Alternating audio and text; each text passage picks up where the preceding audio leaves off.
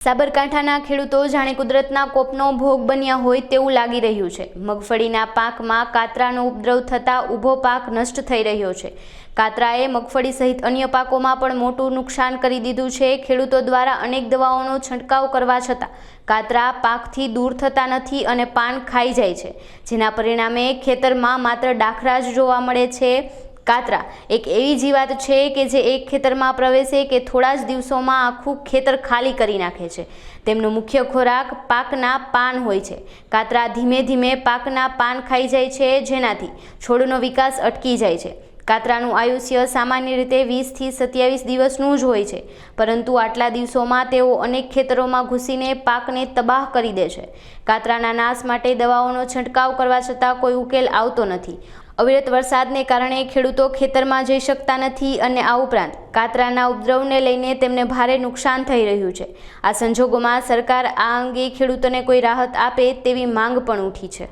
આ વખતે આગોતરું જે અમે વાવેતર કર્યું છે કે જે કોળામાં ગારવણ કરી અને મગફળી વાવી છે એ અત્યારે હાલના તબક્કામાં ઉગી ગયેલી છે, પણ વરસાદ એક ધારો મહિનાથી ચાલુ રહેવાથી કાળી ફૂગનો પ્રોબ્લેમ બહુ આવ્યો છે અને પાણી બહુ ભરાઈ રહેવાથી મગફળી પણ વિકાસ થતો નથી અને ઓછામાં પૂરું રહી ગયું કે એમાં ઠંડુ વાતાવરણ થઈ ગયું, એટલે ઠંડા વાતાવરણને લીધે કાતરાને ઈયર એટલે પુષ્કળ ઈયર છે। ફૂગની દવા કરીએ તો તરત વરસાદ પડી જાય છે, એટલે જે દવા કરી હોય એ ધોવાણ થઈને બીજા ખેતરમાં જતું રહેશે, કારણ કે પાણી ભરાવા દઈએ છે તો મગફળી કોઈ જવાનો પ્રોબ્લેમ રહેશે।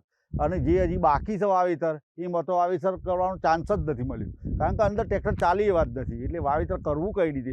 એટલે આ વખત તો મને 50% ઉપર નુકસાન છે, મોટામાં મોટું નુકસાન મગફળીમાં થશે આ વખત। શરૂઆતના તબક્કામાં ભૂંડને એ બધું બહુ હેરાન કરી નાખ્યું છે। અમે 10 દિવસ તો અહીંયા જ્યાં સુધી મગફળી ઉગીને તૈયાર ના થઈ ત્યાં સુધી ખાટલાને બધું લઈને અહીંયા ટેન્ટ બનાવીને ખેતરમાં જ અમે સૂઈ રહ્યા હતા, અને ઉગી ગયા પછી એમ કે થોડી રાહત થઈ। અરવિંદભાઈ પટેલ, હિંમતપુર। એક તો વરસાદ ઉપરથી રહેતો નથી, 50% ખેતીથી છે, 50% બાકી છે।